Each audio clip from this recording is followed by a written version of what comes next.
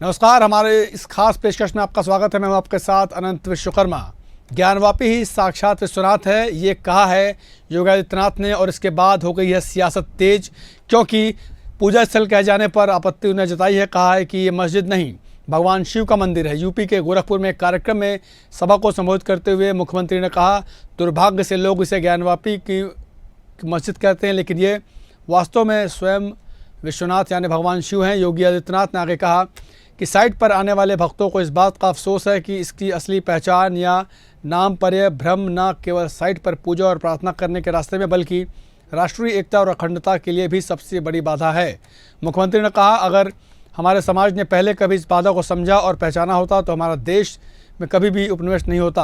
अब इस पर सियासत शुरू हो गई है। कांग्रेस ने प्रतिक्रिया दी है और कहा कि बीजेपी के पास, योगी आदित्यनाथ के पास जनता को बताने के लिए कुछ नहीं है।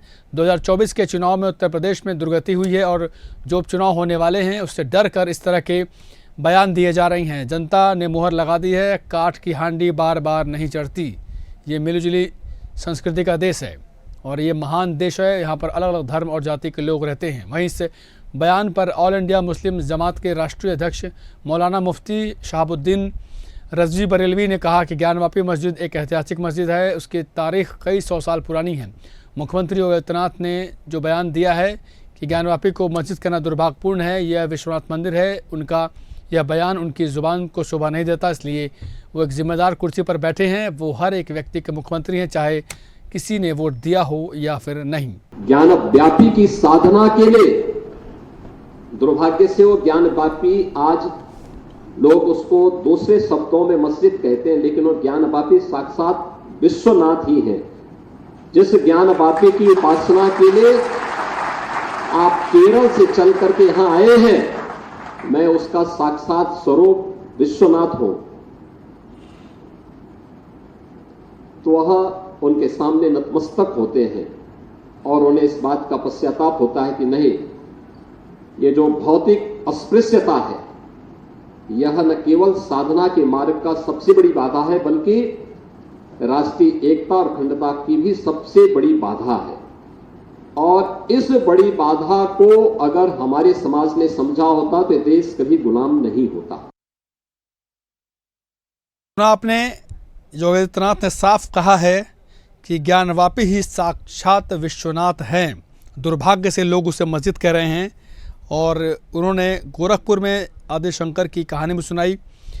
वो हिंदी दिवस कार्यक्रम में एक शामिल होने गए थे, उन्होंने आदि शंकराचार्य की कहानी सुनाई। कहा कि आदि शंकराचार्य ने जिस ज्ञानवापी के लिए साधना की, दुर्भाग्य से उस ज्ञानवापी को लोग मस्जिद कहते हैं। आपको बता दें कि ये पहली बार नहीं है जब सीएम योगी ने ज्ञानवापी पर बयान दिया है। पिछले साल एक इंटरव्यू में जुलाई में उन्होंने कहा था कि अगर ज्ञानवापी को मस्जिद कहेंगे तो विवाद बढ़ेगा। अब उनके बयान को उत्तर प्रदेश में होने वाले उपचुनाव से जोड़कर देखा जा रहा है। विपक्ष लगातार सवाल पूछ रहा है कि ऐसा क्यों कहा गया। साथ ही जो धर्मगुरु हैं वो भी योगी आदित्यनाथ के बयान पर सवाल खड़े कर रहे हैं। मान्यता है कि 1669 में औरंगजेब ने काशी विश्वनाथ मंदिर का एक हिस्सा तोड़कर ज्ञानवापी मस्जिद बनवाई थी। हिंदू पक्ष का दावा है कि यहाँ पर भगवान विश्वेश्वर का स्वयंभू ज्योतिर्लिंग था। मंदिर को तोड़कर यहाँ मस्जिद बनवाई गई थी। ज्ञानवापी परिसर के स्वामित्व को लेकर इलाहाबाद हाईकोर्ट में कुल 5 याचिकाएं दाखिल हैं। राखी सिंह और 3 अन्य महिलाओं ने वाराणसी कोर्ट में ज्ञानवापी परिसर में स्वयंभू विश्वेश्वर नाथ मंदिर के स्वामित्व को लेकर सिविल वाद दायर किया है। इसके खिलाफ मस्जिद की इंतजामिया कमेटी और यूपी सुन्नी सेंट्रल वक्फ बोर्ड ने इलाहाबाद हाईकोर्ट में याचिका दाखिल कर रखी है। तर्क है कि प्लेसेस ऑफ वर्शिप एक्ट 1991 की धारा 4 के तहत सिविल वाद नहीं बनता। अब मैं ज्ञानवापी में जो सर्वे हुआ था एएसआई का, उसके बारे में बता देता हूँ कि इसका जो सर्वे है वो पूरा हो चुका था। इसकी रिपोर्ट 25 जनवरी को देर रात सार्वजनिक हुई थी। इस रिपोर्ट के मुताबिक परिसर के अंदर भगवान विष्णु, गणेश और शिवलिंग की मूर्ति मिली है। वाराणसी कोर्ट के आदेश पर 31 जनवरी 2024 को व्यास तहखाने का ताला 31 साल बाद खुला था। देर रात को मूर्तियां रखकर पूजा अर्चना की गई थी। दीप जलाकर गणेश लक्ष्मी की आरती उतारी गई थी। ये सब कुछ ज्ञानवापी मस्जिद के बारे में। लेकिन अब योगी आदित्यनाथ का बयान एक बार फिर से सवालों में है, विपक्ष के निशाने पर हैं वो। और जो मुस्लिम स्कॉलर्स हैं वो कहते हैं कि उनका ऐसा कहना दुर्भाग्यपूर्ण है।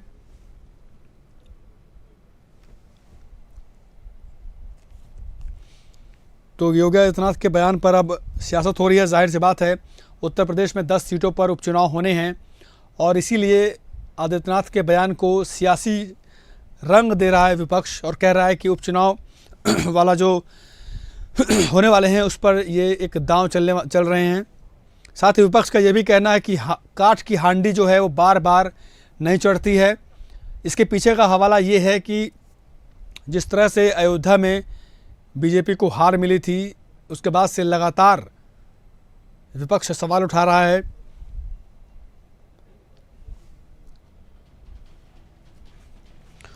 और इस चर्चा में हमारे साथ बीजेपी से प्रदीप भटनागर जी हैं। प्रदीप जी, बहुत बहुत स्वागत है आपका। जी जी, नमस्कार, धन्यवाद।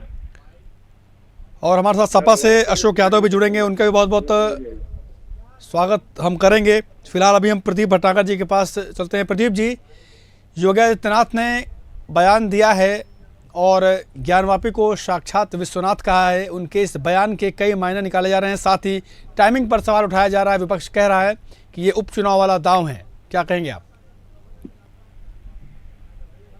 अब उनकी भावना ही ऐसी है कि वो हर चीज को चुनाव से लगकर देखते हैं। उनको किसी भावना से मतलब नहीं है, उन्हें किसी व्यक्ति विशेष या धर्म से मतलब नहीं है, उन्हें चुनाव से मतलब है। उन्हें चुनाव से जोड़ के देख लिया। अगर चुनाव से जोड़ते होते जी तो हम तो मुस्लिम समुदाय को खुश करने के लिए उनके जैसी बातें करते। ये भारतीय जनता पार्टी है, सिद्धांतों पे चलने वाली, सिद्धांतों बोलने वाली पार्टी है। और विश्वकर्मा जी जी अगर माननीय मुख्यमंत्री जी ने कोई वक्तव्य दिया है तो वो समझने वाला है, वो ज्ञान है। तो सर, अगर कोई संत अगर खड़े इसी समझदारी को लेकर तो विपक्ष सवाल खड़े कर रहा है। विपक्ष कह रहा है कि काठ की हांडी, वही तो कह रहा हूँ मैं, काठ की हांडी बार बार नहीं चढ़ती है। क्या कह रहा हूँ, विपक्ष को अगर पता होता कि कब कहाँ बोलना है कहाँ नहीं बोलना, तो लगता उन्हें पता है कि भाई हमारा वोटर तो एम और वाई है और मेन तो एम है, तो उसकी तरह बात करनी है। भाई साक्षात खुद शिव है वहां पे, और उन ज्ञानियों को नहीं पता जो पूर्वांचल में इलाहाबाद या काशी के आसपास रहते हैं कि शिव खां स्वयं उनकी भूमि है और वो काशी को पसंद करते हैं और वहां खुद वह विराजमान है। और माननीय मुख्यमंत्री जी ने जो वक्तव्य दिया है वो बिल्कुल सही दिया है और मैं इस वक्तव्य को बिल्कुल साथ और समर्थन भी करता हूं कि इन्होंने साक्षात वाकई में सही ज्ञान दिया है। अच्छा। जब संत बोलता है तो सुनना चाहिए, उसका मतलब अच्छा निकालना चाहिए। मगर ये लोग जो मतलब निकालते क्यों, ज्ञानवापी में पता नहीं क्या, जो अभी ऐतिहासिक जो हमारा मंत्रालय है उसने वहां पे सर्वे करा था, तो क्या निकला? तो इन्होंने अपनी आंखों से नहीं देखा क्या इनकी आंखों पे चश्मा नहीं लगा क्या? बिना चश्मे भी दिखता है सब कुछ। क्या वहां त्रिशूल सतिया या वहां पे नंदी जी बैठे, क्या दिखा नहीं? क्या नीचे शिवलिंग नहीं है? मगर फिर भी जानबूझ के अनजान में, क्योंकि एम फैक्टर को खुश करना है। अच्छा, जो देखिए मैं आपको बताऊं जी, सत्य बोलने वाला, सच बोलने वाला आदमी को झूठा समझा जाता है, राजनीतिक समझा जाता है जो सच बोलता है, क्योंकि आजकल झूठों का जमाना है। नहीं तो विपक्ष जो है, जो अयोध्या में जो आप लोगों की जो हार हुई है उसको आधार बनाकर सवाल उठाता है कि भैया बार बार काठ की हांडी चढ़ेगी नहीं। मुझे तो बताइए अयोध्या में हम हारे कब है? अच्छा, तो आपके हार नहीं हुए? अयोध्या विधानसभा हारे कब है हम? लोकसभा में क्या हुआ? हम अयोध्या विधानसभा तो जीते हैं हम। और अगर हार भी गए तो क्या दिक्कत आ गई? अपना रास्ता छोड़ दें, सत्य बोलना छोड़ दें इस राजनीति के लिए। हम राष्ट्र और देश के लिए आए हैं, हम किसी विशेष को खुश करने के लिए नहीं आए हैं। अगर प्रदेश के अंदर सत्ता चला रहे हैं तो वहां के प्रदेश की मान्यता और प्रदेश की एकता के लिए चला रहे हैं, प्रदेश के विकास के लिए चला रहे हैं, प्रदेश को लूटने के लिए नहीं चला रहे कि कभी बेटा, कभी पापा, कभी चाचा, कभी भाभी लूटने बैठ जाएं और बैगों की राजनीति करें। ये हमने आपने भी देखा है। संत की वाणी उत्तर प्रदेश में राजनीति, मैं थोड़ा सा पूरा कर रहा हूँ विश्वकर्मा जी, मुझे एक सेकंड दे दीजिए, बस 1 मिनट दे दीजिए। उत्तर प्रदेश की राजनीति में लंबे वर्ष 25 वर्ष तक देखा है कि किसने क्या क्या लुटाई करी, चाहे कुमारी मायावती जी हो, चाहे अखिलेश जी हो, उनसे पहले उनके पापा जी हो, सबको देखा है हमने और बाखूबी अच्छी तरह देखा है। क्या हमें नहीं पता कि मायावती जी आय से अधिक संपत्ति फंसी हुई है, उनके भाइयों के नाम है क्या? ये सब दुनिया को पता है। कि समाजवादी पार्टी जो रेत माफियाओं के साथ खड़ी है, जो सरकारी भूमि कब्जाने में लगी हुई है, आज क्यों 30,000 करोड़ से ऊपर की जमीन जो आज भूमि कब्जा जो छुड़वाई गई है, क्यों समाजवादी पार्टियों की? समाजवादी पार्टियों का एक एक कार्यकर्ता नेता बेटियों के बलात्कार में, बेटियों के छेड़ने में सम्मिलित है और रहता है और उनको बचाता है। और उदाहरण सबसे बड़ा अभी अयोध्या ही है, जिन्होंने नगर अध्यक्ष अब तक नहीं लिया इस्तीफा और डीएनए मांग रहे हैं। तो काशी के विषय में बोलना बंद करें अब शब्द। अगर आपने अयोध्या में सीट अगर जीत ली है तो उसे बड़प्पन ना समझें। अयोध्या वासी आज पछता रहे हैं कि हमसे गलती क्या हुई। क्यों? क्योंकि इन्होंने गरीबों को बड़गलाया। 8,500 रुपए मिलेंगे खटाखट, 1 लाख रुपए साल के मिलेंगे। गरीबी का मजाक उड़ाया उनका, घर घर जाके उनको गारंटी कार्ड दे के आए। वो कोई नहीं बताते बैठ के। कारण बताइए ना, आप जीते कैसे? जी विश्वकर्मा जी। ठीक है, नहीं संत की वाणी सब सुनते हैं, आपने भी कहा सुननी चाहिए, सही बात है। लेकिन ये भी तो है कि 10 सीटों पर उपचुनाव होने हैं यूपी में, तो विपक्ष का यही कहना है कि ये बस इसी में लगे रहते हैं, जब जब चुनाव आए तो इस तरह की बयानबाजी कर दो। आदरणीय विश्वकर्मा जी, क्या ये 10 उपचुनाव जो हैं, क्या 10 उपचुनाव में विधानसभा जीतकर क्या हमारी 400 पार हो जाएगी लोकसभा? क्या पूरे उत्तर प्रदेश के अंदर सारे इस जितने भी समाजवादी पार्टी के विधायक इस्तीफा दे देंगे 10 जीतने के बाद? केवल कुछ नहीं है, केवल मुद्दा है ये दिखाने का कि किस प्रकार से, देखिए ना षड्यंत्र, देखिए अखिलेश यादव जी का। कभी उप मुख्यमंत्री जी को टारगेट करते हैं, कभी किसी दूसरे उप मुख्यमंत्री जी को टारगेट करते हैं, कभी माननीय मोदी जी को टारगेट करते हैं, कभी माननीय योगी जी को टारगेट करते हैं, कभी किसी विधायक को टारगेट करते हैं। पर तो लगातार सवाल उठा रहा है समाजवादी पार्टी। ये तो छोटी और ओछी राजनीति है इनकी। और बुलडोजर जी, और बुलडोजर पर जो लगातार जो योगी आदित्यनाथ पर सवाल उठा रहे हैं अखिलेश जी की, इनका जहां मन करता वहां चला देते हैं बुलडोजर। सुप्रीम कोर्ट ने भी कहा है कि भैया बुलडोजर चलाना कोई समाधान नहीं है। बुलडोजर चलाने के लिए भी हिम्मत चाहिए, जिगरा चाहिए, वही बुलडोजर चलाने जिसमें सुप्रीम कोर्ट ने तो कहा है कि जिगरा ठीक है सर, लेकिन जो अपराधी है उसके घर को गिरा देना, उनके सुप्रीम कोर्ट ने कहा कि अगर कोई अपराधी है तो उसमें इसके पिताजी की क्या गलती है? पिताजी ने घर बनवाया होगा, मुझे बताइए क्यों गिरा देना? विश्वकर्मा जी, मैं बहुत एक छोटा सा शब्द कह रहा हूँ जी।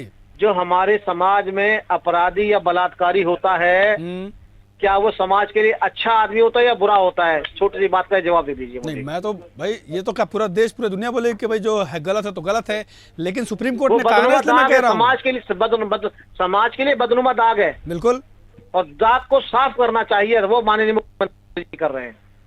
अगर अखिलेश जी में हिम्मत क्यों नहीं बुलडोजर चलवा दिया? हजारों बीघे जमीन पे जो हर यूनिवर्सिटी बसा दी गई, क्यों नहीं हटवा दी गई? सबसे बड़ी चीज तो यही है, आज उत्तर प्रदेश का हर नागरिक, ये वही लोग हैं जो गाय भैंस चोरी करवाते थे और लोग, और यहाँ तक किसानों के बेचारों को कत्ल हो जाते थे सोते में अपने जानवरों की सुरक्षा में। चलिए ठीक है, आज क्यों बेफिक्र बैठे हैं? अब बात कर लेते हैं ना। याद होगा आपने भी रिपोर्टिंग करी होगी जानवरों के ऊपर, कैसे जानवर चोरी होने शुरू हुए थे। उपचुनाव में आप लोग कितनी सीटें जीत रहे हैं सर? सर जीते कितनी भी सीटें, ना जीते, जो भारतीय जनता पार्टी का स्टैंड है उत्तर प्रदेश के लिए काम करने का, वो काम करेगी। मतलब हम राजनीति नहीं आए हैं, हम प्रदेश के विकास के लिए आए हैं और वो काम हम करेंगे। मतलब बीजेपी नहीं चाहती कि वो 10 सीटें जीते, है ना? नहीं, बीजेपी चाहती है की बात नहीं है जी। क्या करें? लल्लू चप्पो करना शुरू कर दे, काम नहीं करें, गुंडे बदमाशों की छटाई ना करें, समाज को अच्छा ना बनाए, बिल्कुल अच्छा करिए, समाज का मैल ना धोएं, बिल्कुल चुनाव की तरफ देखें। नहीं, वो तो भाई सवाल मैं देखिए सर, सवाल मैं इसलिए पूछ रहा हूँ कि सपा वाले, विपक्ष वाले लगातार हमलावर रहते हैं योगी जी पे, बुलडोजर पे, एनकाउंटर पे, अब ज्ञानवापी पर किया, तभी विपक्ष को दिक्कत है।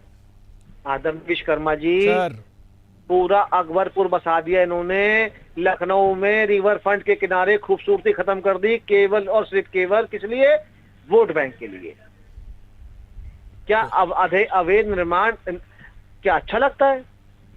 अब ये बताइए कि सबको जितने हटाए गए मकान, वहां से जितना इंक्रोचमेंट तोड़ा गया है, सारे को मकान दिया गया है, सबको फ्लैट दिए, दुकानें दी हैं, क्या वो किसी ने बताया? क्या वो किसी ने दिखाया कि बदले में पहले उन्हें शिफ्ट करा गया, उनको पानी बिजली हर चीज दी गई, सारी सुख सुविधाएं दी गई? ये थोड़ी ना उठा के एकदम उजाड़ दिया गया, क्योंकि कहानी क्या है, हर आदमी अच्छा अच्छा देखना चाहता है, बुरा बुरा नहीं देखना चाहता। जी समस्या सबसे बड़ी ये है, ये किसी ने बताया? आप हर जगह आप इंक्रोचमेंट करा दो, अपने वोट बैंक के लिए रोहिंग्या बसवा दो, बांग्लादेशी बसवा दो। तो सर विपक्ष ये भी क्योंकि तो कह रहा है ना आपको सर वोट कि बैंक चाहिए। सीएम जो योगी आदित्यनाथ हैं वो उनके भी सीएम हैं जिन्होंने वोट दिया है, उनके भी हैं जिन्होंने वोट नहीं दिया है, वो हिंदुओं के भी सीएम हैं, हर धर्म जाति के वो सीएम हैं। जी बिल्कुल, उत्तर प्रदेश 25 करोड़ जनता के मुख्यमंत्री हैं वो, और वो जो मुख्यमंत्री उत्तर प्रदेश के हैं, और वो सबकी सुनते हैं। जो उनके यहाँ जाता है मुख्यमंत्री दरबार में, वो ये देख के नहीं जानता कि वो किस जात और धर्म का है, वो सबकी सुनते, सबकी मानते हैं। आज आपको बता देता हूँ मैं, आपको बहुत छोटा सा व्यक्तिगत, हम तो समाज के बीच में रहते हैं। एक हमने पिछड़े से पूछा, दलित भाई से, बोले भाई आप बहुजन समाज पार्टी को समर्थक हो जी, आप बताइए कि आपको क्या मिला? बोले भाई साहब मिला कुछ ना मिला हो, हमें इतना जरूर मिला कि हम अगर थाने जाते चलिए हैं, ठीक है सर हम जी, पहले बाहर खड़े आखिरी रहते बस थे, छोटा सा आज कमेंट हमारे बस, थाने में यानी सुनवाई कि होती है। ज्ञानवापी पर जो बयान सीएम ने दिया है उसका कोई भी राजनीतिक कोई भी सरोकार नहीं है, ठीक है, यही कहना चाहेंगे आप आखिरी में? जी देखिए, राजनीति कोई सरोकार नहीं है, उन्होंने अपने विचार रखे। चलिए ठीक है, बहुत बहुत और शुक्रिया देश सर को आपका, संदेश बहुत जो बहुत दिया है, शुक्रिया आपका जो हमारे साथ जुड़ने के लिए और अपनी राय रखने के लिए। तो बीजेपी का कहना है कि ज्ञानवापी पर जो योगी आदित्यनाथ ने जो बयान दिया है, जो कहा है, उसका कोई सियासी मायने ना निकाले जाए, क्योंकि ज्ञानवापी जो है वो विश्वनाथ मंदिर ही था, वहां पर उन्हीं की पूजा होती रही है।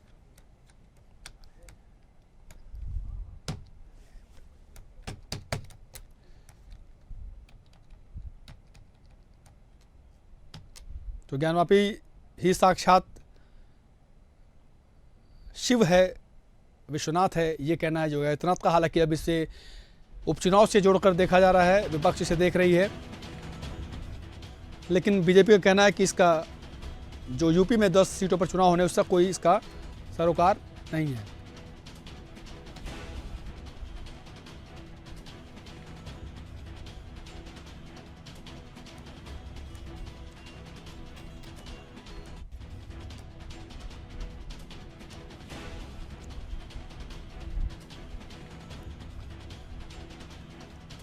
और इस खबर पर चर्चा करने के लिए हमारे साथ वरिष्ठ पत्रकार इंदुकान दीक्षित जी जुड़ चुके हैं। इंदुकान जी, भाई अब यूपी में 10 सीटों पर उपचुनाव होने वाले हैं। अब ऐसे वक्त में जो आदित्यनाथ जी का बयान आता है कि जो ज्ञानवापी है वो साक्षात विश्वनाथ है, अब इसे विपक्ष जो है वो सियासी चश्मे से देख रहा है, आप क्या कुछ कहेंगे?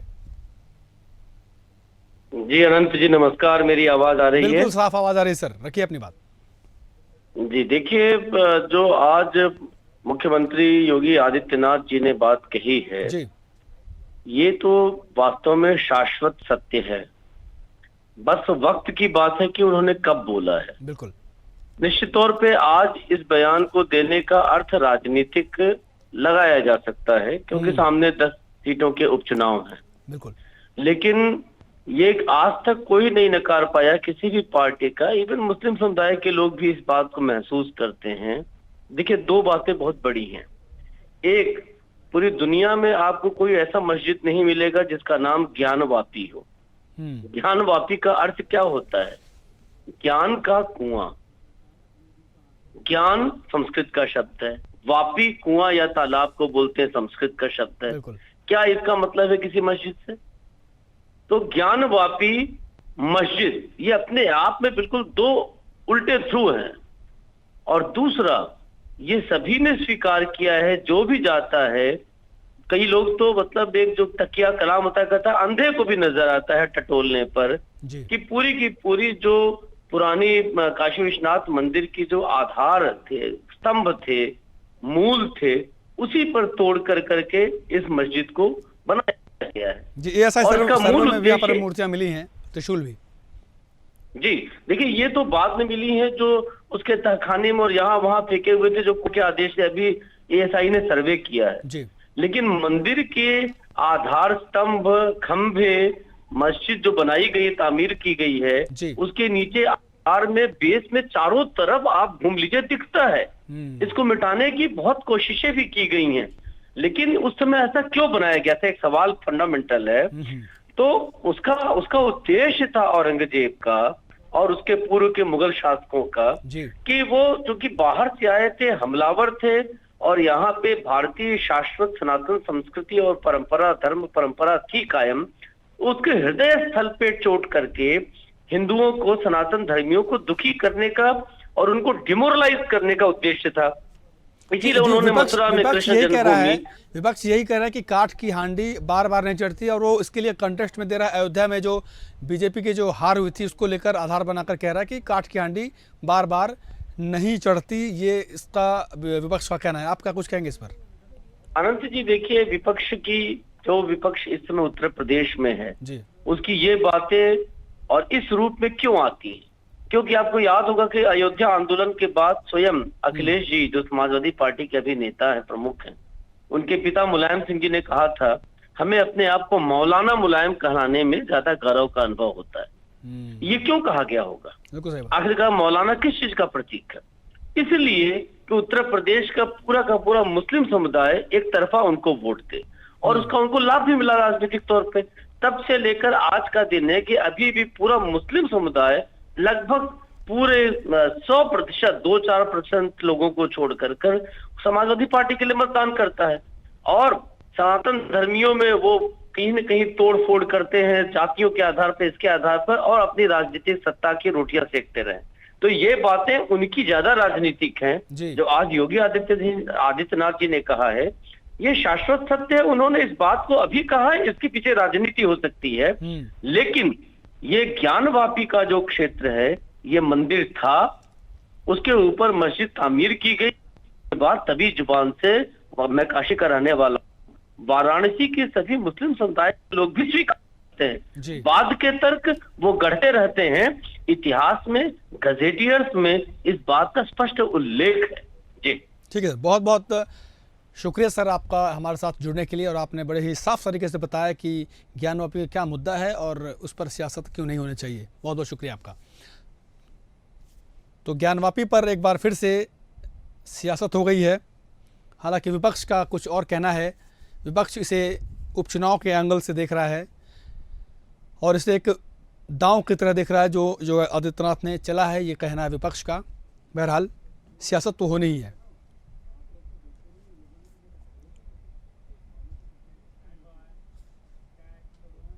तो फिलहाल इस खास चर्चा में इतना है, लेकिन खबरों की तमाम अपडेट के लिए आप देखते रहिए इंडिया अहेड न्यूज़। नमस्कार।